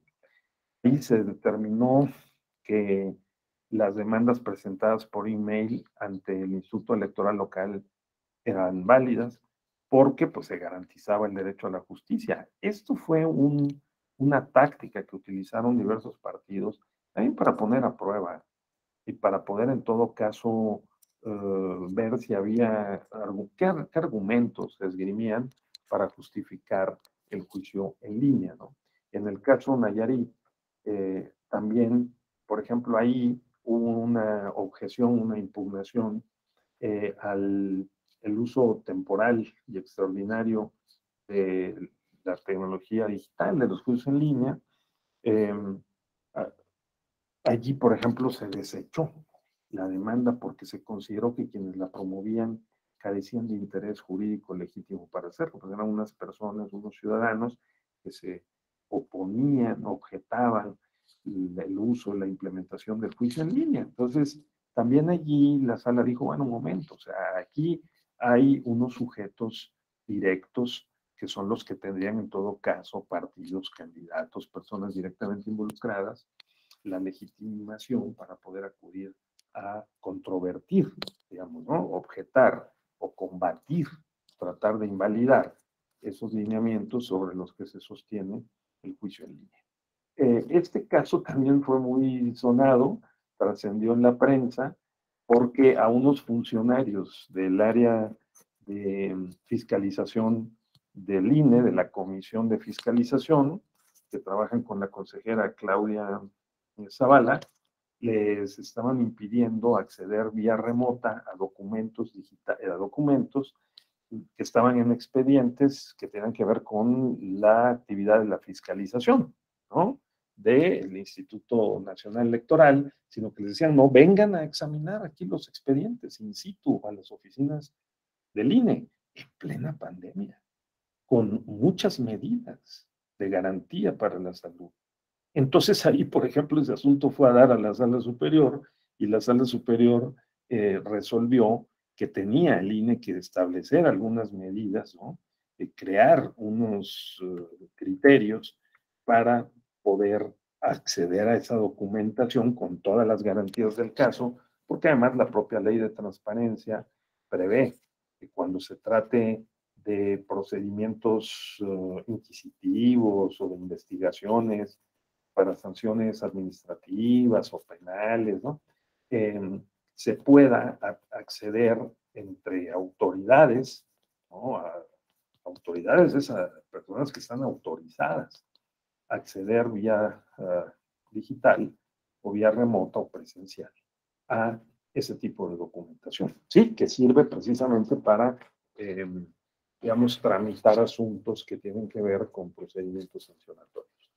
Los casos Coahuila y Jalisco, porque por mayoría de votos, la Sala Superior confirmó el acuerdo del INE que aprobó la instrumentación del voto presencial, pero con urna electrónica en 50 casillas. En Coahuila y Jalisco, casillas únicas para elegir concurrentemente a diputados federales y locales, que consideró la sala. Pues le estaban argumentando que se estaba violando el principio de reserva de ley. ¿Qué significa el principio de reserva de ley? Que solamente un legislador puede establecer esas reglas o lineamientos o esas normas. Aquí lo estaba haciendo el INE. Entonces el INE, digamos, hubo personas, partidos interesados en controvertir la facultad del INE para emitir los lineamientos, argumentando que se violaba el principio de que eso está reservado al legislador. Lo hizo el INE y la Sala Superior lo validó. El acto corresponde a buenas prácticas internacionales en la materia, porque pues el poner unas electrónicas o unas digitales es algo que, digamos, está bien calificado en términos generales. Lo acaba de hacer Brasil nuevamente. Allí Brasil tiene pues ya muchos años, tiene 25 años sin fraudes electorales, que era una constante en Brasil, utilizando la urna digital, o sea, el voto presencial, que además permite verificar si alguien tiene alguna duda, revisando el taloncito que cae como en el cajero automático, ¿no? De función bancaria, ¿no? Los cajeros automáticos de los bancos, pues aquí también la urna permite tener acceso, si alguien quiere hacer un recuento, a el talón correspondiente que cae en una urna. Entonces, no hay manera de poder trampear pues, o no descubrir o verificar la autenticidad del voto. Entonces, eso se argumentó también. El Consejo General es una autoridad nacional administrativa electoral que puede y debe hacer efectiva la normatividad existente de manera que la puede aplicar en un caso además urgente y extraordinario como el de las elecciones en un contexto de pandemia. No se trata de crear un nuevo sistema electoral, sino de potenciar el que existe, hacer más efectivo el ejercicio de los derechos sin violentar principios de organización de las elecciones, ¿sí? Entonces, vean ustedes todos estos precedentes, entre otros, porque hay diversos también. Otros se presentaron en Nuevo León, otros presentaron incluso en la Ciudad de México, diversos, en donde además se combinaron con otros elementos. Por ejemplo, ayer seguramente el doctor Alonso Vázquez les comentaba sobre este caso que se presentó en Oaxaca, en el cual pues había una violencia política de género que una regidora estaba argumentando en su favor o en su contra, o sea, que le habían ejercido violencia política de género y resulta que no se podía, la estaban combatiendo, que no, el Tribunal Electoral de Oaxaca no podía recibir el medio de impugnación vía electrónica, pues porque decía que no tenía los elementos, en realidad, poniéndonos en los zapatos o en la casaca de los magistrados del Tribunal Electoral de Oaxaca, pues también ellos decían, oye, si aceptamos uno, nos van a venir una cantidad de demandas por vía digital, ¿sí? Que nos va a inundar y no tenemos los recursos, ni humanos, ni operativos, presupuestales, para dar respuesta, ¿no? Entonces, también eso es atendible. Pero por otra parte también la Sala Superior dice, oye, sí, pero también estás, digamos, denegando acceso a la justicia bajo condiciones pandémicas excepcionales. Algo hay que hacer, ¿no, Alondra? Entonces hay que hacer algo, ¿no? Mandar unos mensajes de que hay cierta apertura y forma de poder operar en esa modalidad. Bien, entonces esos casos quería yo compartir, complementar con ustedes esta información para redondear un poquito lo que hemos estado viendo, las dificultades, vean ustedes, ¿no? Las divergencias incluso hacia adentro del propio Tribunal Electoral, en el ámbito de la Sala Superior, en donde estos asuntos no todos se votaron por unanimidad, al contrario, hubo mayoría y minoría, ¿no? Porque no estaban seguros los magistrados de que pudiera haber una base constitucional o una argumentación suficiente para poder respaldar una decisión como esta, ¿no? De implementar los juicios en línea, no solo ámbito federal, sino ámbito local. Pero, otra vez, está la lógica del Estado constitucional de derecho, la lógica de los derechos y el contexto democrático. Bajo esos valores principios, valor, entonces se respalda una decisión de esta naturaleza para poder avanzar en el juicio.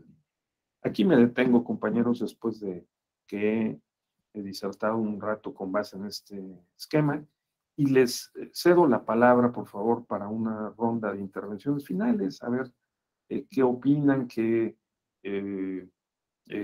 inquietudes o qué reflexiones les ha provocado en el transcurso de esta exposición y lo que hemos estado conversando. Luego de ello daremos por cerrada la sesión. A ver, por favor, adelante. ¿Alguien pidió? Creo que Armando o alguien más. Sean tan amables.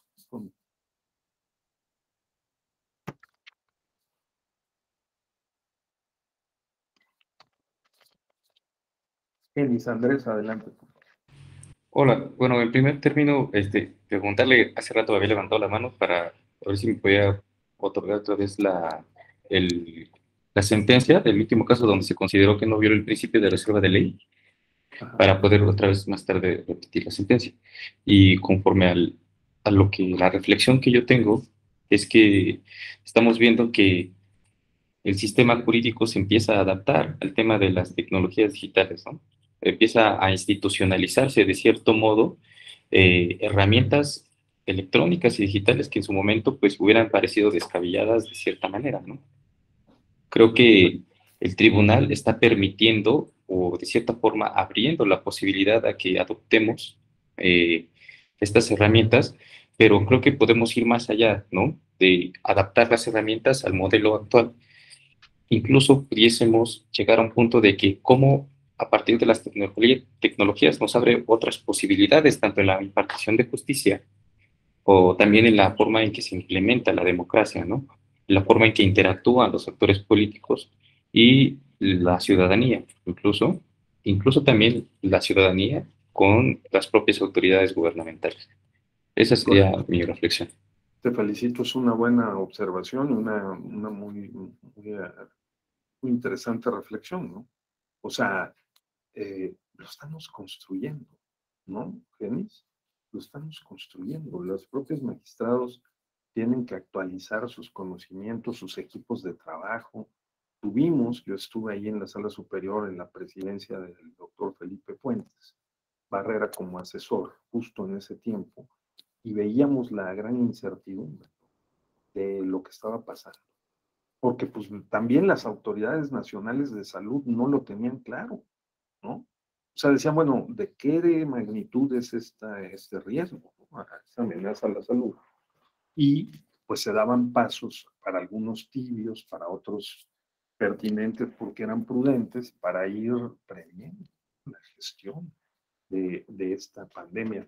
Y entonces, pues bueno, ahí fue avanzando poco a poco, como ya lo hemos visto, con acuerdos, con medidas, con divergencias internas, con desafíos externos, con el tema presupuestal, incluso el tema de que el presupuesto está organizado de cierta manera y también tiene sus formalidades, o sea que cambiar de rubro una partida presupuestal no es tan sencillo.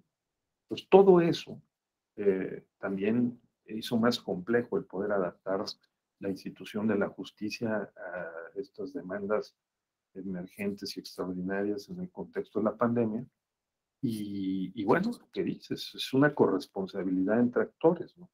A final de cuentas, la hemos podido salvar y nos ha dejado y estamos recuperando en este diplomado enseñanzas y aprendizajes, sus puntos de vista de cómo lo observan ustedes, son muy importantes para nosotros porque también tomamos nota y podemos decir, miren, creemos que o hay elementos para proponer o que deba ser de tal forma mejorar en algunos aspectos. Eso es.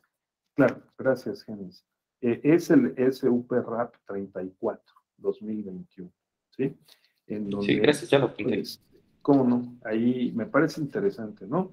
Examinar los argumentos. Miren, hay algunas sentencias, como este caso Oaxaca de San Jacinto a Milpas, que vieron ustedes ayer con Alonso Vázquez, en donde ese asunto tuvo un voto particular de dos magistrados, en donde decían, oye, es que, fíjense, se cuestionó dentro de los propios magistrados, una minoría de 2 contra 5, los alcances de las atribuciones del Tribunal Constitucional Electoral, que es el Tribunal Electoral del Poder Judicial de la Federación.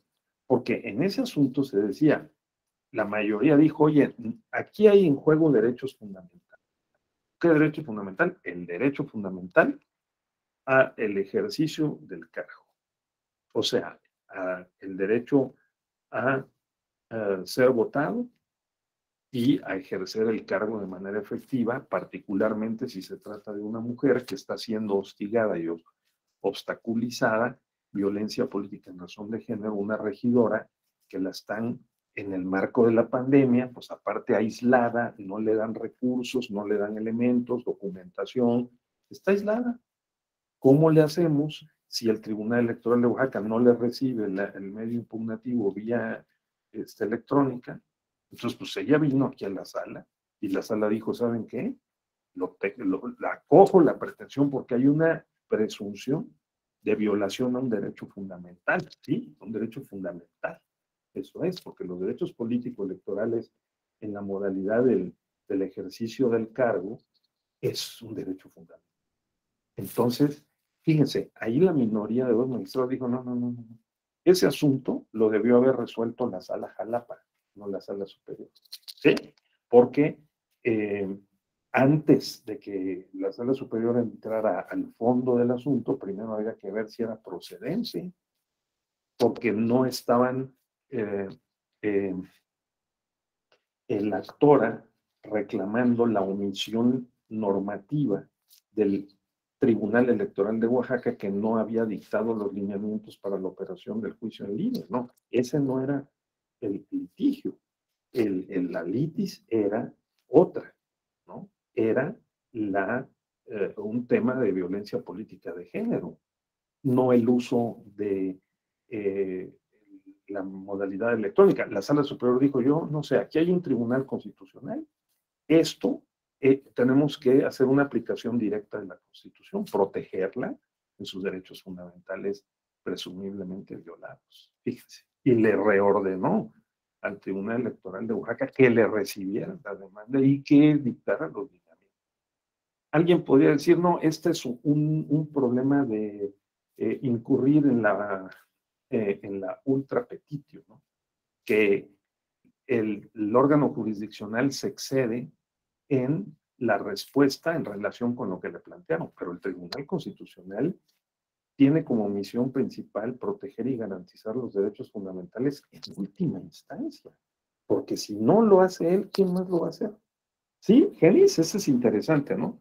O sea, de que entendamos cuál es el papel de un tribunal constitucional cuando se presenta una presunción de violación de los derechos fundamentales, en este caso de carácter político electoral, digamos, se disminuye la pretensión de que las formalidades esenciales del procedimiento deben prevalecer y también se aumenta, digamos, la intensidad del principio de acceso a la justicia y de no discriminación y de tutela de los derechos para poder proteger a una persona que está siendo violentada en sus derechos fundamentales. ¿De acuerdo? Sí. Entonces está interesante, ¿no? Porque ahí se ve cómo es que, ¿cuál es el parámetro?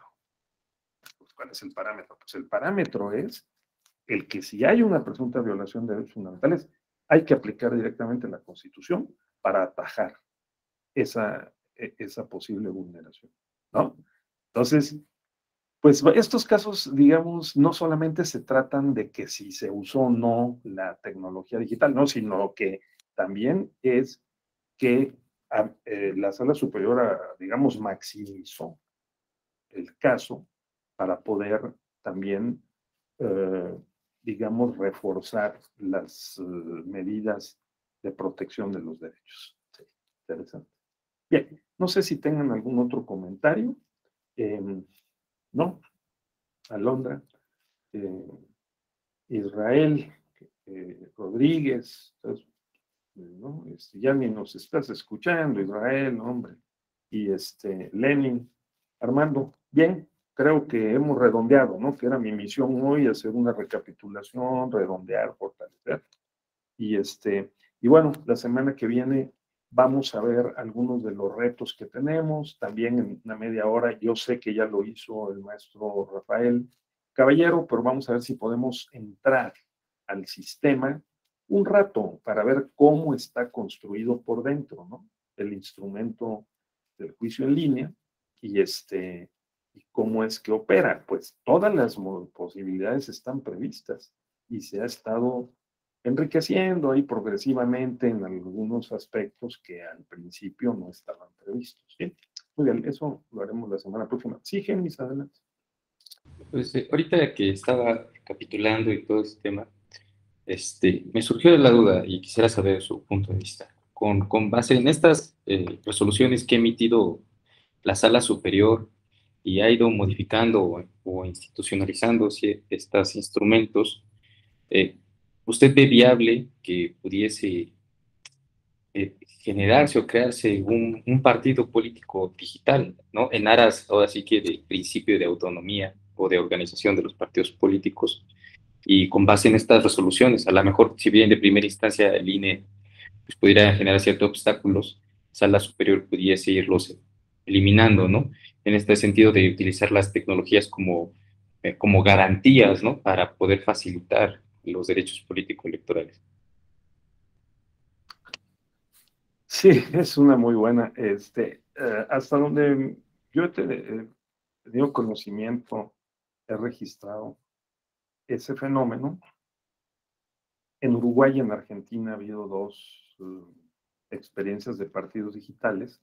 El que tengo más estudiado es el partido argentino, que se formó en el año 2009, y 2 años después se hizo una evaluación, y digamos que no fue tan positiva la evaluación de que un partido digital, y también en México ha habido por lo menos una propuesta, no sé si propusieron su registro, pero me refiero al caso de Argentina, que evaluaron que un partido digital, solo digital, todavía no existen las condiciones culturales, digamos, y de operación para poderlo sostener. Así que no fue exitoso. Más bien se subsumió como parte de un partido tradicional en la dimensión de la operación digital del partido, ¿no? Entonces ahí sí. Pero un partido exclusivamente digital, al menos hasta hace una década, no prosperó en un país como Argentina. Sí fue una gran novedad, pero en el número de afiliados, en la capacidad de operación, en la posibilidad de llevar gente a las urnas, de postular y lograr candidaturas exitosas, no fue una experiencia lo más positiva posible hasta donde sé, ¿verdad? Pero estamos abiertos a cualquier adquisición, ¿no? Conocimiento en la materia. Ahora, el futuro puede lucir distinto, ¿no? En el futuro es muy probable que, como se dijo aquí, ¿no? Pues generacionalmente, como dijo Israel, pues vayan cambiando las condiciones y también las nuevas generaciones digan, pero ¿cómo no? Pues el partido digital y que tenga un número de seguidores y que los influencers y que vivamos una especie de democracia partidaria digital, pues bueno, podría ser que sí, ¿no? Tal vez eso sea más factible en partidos pequeños que tengan esta vocación, este perfil y operadores que lo hagan factible. Ese sería mi punto de vista. Sí.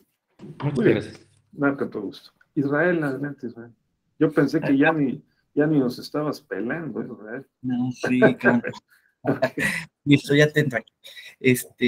No, es que me llamó la atención el tema de los partidos digitales. Nunca había escuchado algo así, honestamente, pero pensando en los fines que persiguen los propios partidos, creo que sería un tema, pues, poco viable. Finalmente, los partidos políticos tienen una finalidad en la sociedad, ¿no? El tema de la participación democrática, pero también a la vez no me suena tan descabellado. La realidad finalmente siempre nos arrasa y pasa por encima de hasta del marco jurídico. Y, por ejemplo, pienso en el tema de la creación de todas estas realidades virtuales, que ahora dicen que ya va a ser muy factible, que ya la gente va a poder generar recursos a través de estas realidades virtuales, va a poder trabajar, va a poder tener pues una interacción con otras personas, pero en un mundo virtual realmente, ¿no? Entonces, pensando en eso, no me suena tan descabellada la idea, ¿no? Que en algún momento alguien, porque además las redes sociales han servido para eso, ha habido lugares en donde han tenido una utilización política, ¿no? En donde se han creado incluso revoluciones a partir de movimientos en medios de este tipo, y entonces esto me lleva pues a pensar en esta posibilidad, en que eventualmente sí pudiera ser posible, ¿no? Y que el sistema jurídico tendría que entrarle al tema para poder legislar, ¿no? Que fue lo que ocurrió un tanto también, como lo vimos en las clases, cuando pasó el tema de estos influencers que de alguna manera se involucraron en el tema de las elecciones, que hubo sanciones, que hubo multas, pero finalmente viene de esto, de la parte de la realidad, que pues va siempre un paso adelante, ¿no? De lo que ya tenemos nosotros construido. Entonces, es esa parte, ¿no? O sea, no me suena tan descabellado que en algún momento pudiéramos tener este tipo de situaciones, ¿no? Finalmente por ahí dicen, es que el tema de las redes, no deben de ser legisladas, debe de haber total apertura, pero bueno, hemos visto situaciones muy complejas, o sea,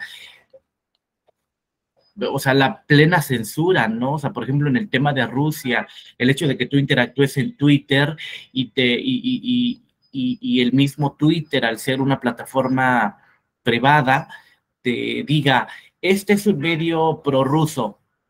¿En verdad quieres darle me gusta? ¿En verdad quieres retuitear? O sea, eso es estar poniendo etiquetas, eso es estar poniendo una censura previa, ¿no? O sea, ¿hasta dónde entonces? O sea, las redes sí pueden ser libres de hacer eso, de censurar, de etiquetar, de cerrarle la cuenta de por vida incluso a un presidente, y entonces la libertad, si se supone que nosotros siempre buscamos el tema de los derechos humanos, siempre todo tiene que ser pro persona, siempre todo tiene que ser en un sistema más de avanzada, ¿no? De ir más allá de los derechos que se nos plantean, y entonces entrar al tema de la regulación de estas redes, hasta qué punto el Estado entonces, o cuál va a ser el papel que el Estado va a cumplir en toda esta nueva realidad que se nos está planteando finalmente, ¿no? Claro. Oh, muy bien. Sí, sí, estoy de acuerdo. Es todo un tema, ¿no?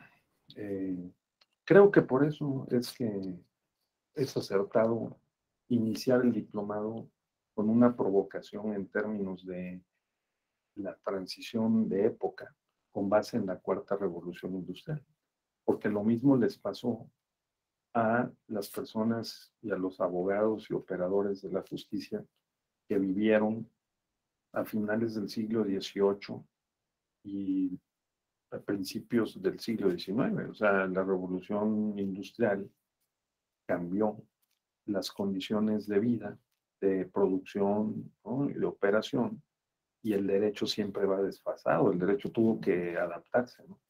Para poder regular esas nuevas situaciones y el nuevo tipo de demandas, ¿no? Laborales, que ni había un derecho laboral, eran contratos civiles, y poco a poco se tuvo que estabilizar y, pues, o sea, eh,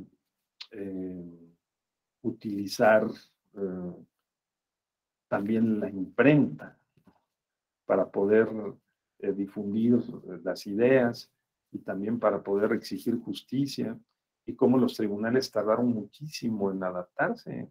Pues Kafka escribió su libro del proceso, la metamorfosis y el castillo a mediados del siglo XIX, porque los tribunales europeos eran entidades oscuras, ¿no?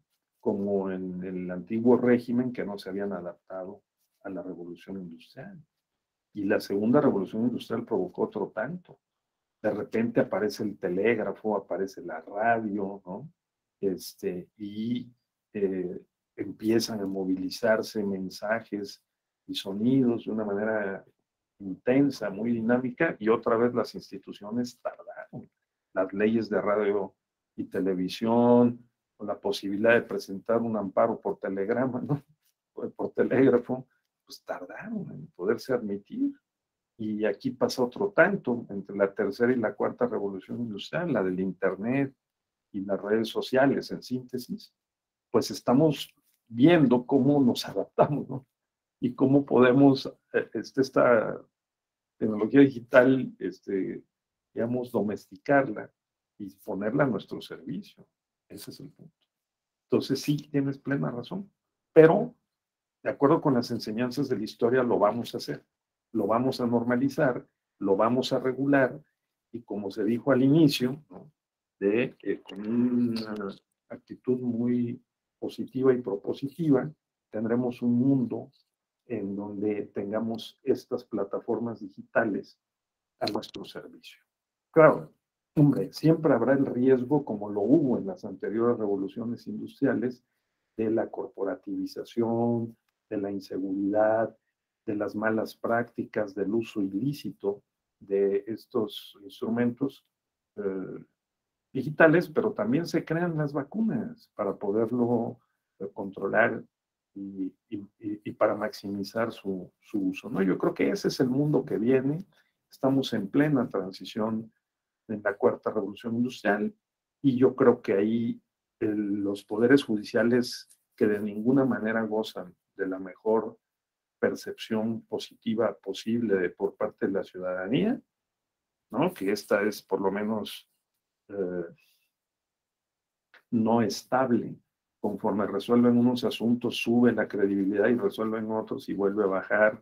Y así, además siguen siendo lejanos. O sea, los abogados dicen, oye, a ver, tramitar la firma electrónica, hacer entrar al sistema del juicio en línea, o sea, no es tan sencillo. Es decir, veremos la semana próxima, les voy a mostrar las cifras de cuántos juicios, ¿no? Cómo se operaron, ¿sí? Qué fortalezas, qué debilidades. Tenemos mucho por hacer. Con todo, nos despedimos por hoy con una visión, yo creo que ciberoptimista, ¿no? Y jurídico positiva, si no positivista, pues sí positiva en favor de los derechos, en favor de la democracia y de las instituciones constitucionales. Ojalá. Y eso depende también de lo que hagamos nosotros. Y este diplomado está diseñado pues para también enriquecer un poquito nuestra percepción, sensibilidad y compromiso con esta trayectoria de la justicia apoyada en los medios digitales en servicio de la sociedad, de la ciudadanía. Esa es la idea. ¿Sí? Muy bien.